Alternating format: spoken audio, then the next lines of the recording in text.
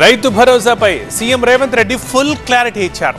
ఆంక్షలు లేవు, సీలింగ్ లేదు, సాగులో ఉన్న భూములన్నింటికీ రైతు భరోసా ఇస్తాం అంటూ ప్రకటించారు. భూమి లేని వ్యవసాయ కుటుంబాలకు ఇందిరమ్మ ఆత్మీయ భరోసా కింద ఏడాదికి 12,000 రూపాయలు ఇస్తామన్నారు తెలంగాణ సీఎం. పడావు పడ్డ భూములకు రైతు భరోసా లేదు, సేకరణ భూములకు భరోసా ఇవ్వలేమన్న సీఎం. సాగు భూమి ఎంతున్నా రైతు భరోసా. రైతు భరోసాపై ఊహాగానాలకు తెరదించారు తెలంగాణ ముఖ్యమంత్రి రేవంత్ రెడ్డి.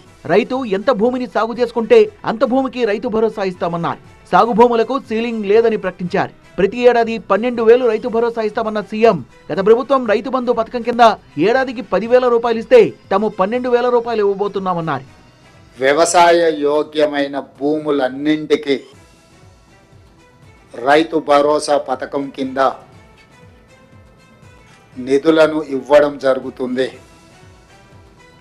గత ప్రభుత్వం రైతు బంధు పథకంలో భాగంగా సంవత్సరానికి 10,000 ఇస్తే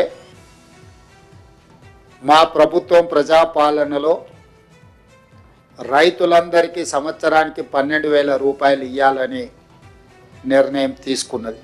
వ్యవసాయ యోగ్యం కాని భూములు, రాళ్లు రప్పలు ఉన్న భూములు, పడావు పడ్డ భూములు, మైనింగ్ కోసం ఇచ్చిన ల్యాండ్లు, రియల్ ఎస్టేట్ వెంచర్లు వేసిన భూములకు రైతు భరోసా ఇచ్చే ప్రసక్తే లేదంది తెలంగాణ ప్రభుత్వం.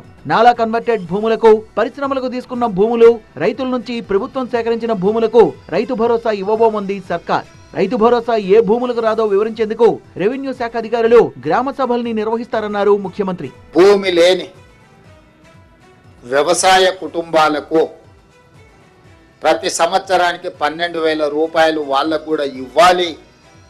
వాళ్ళు కూడా మన సమాజంలో మనలో భాగమే అని గుర్తించి ఈ పథకాన్ని అమలు చేయాలని నిర్ణయం తీసుకున్నది.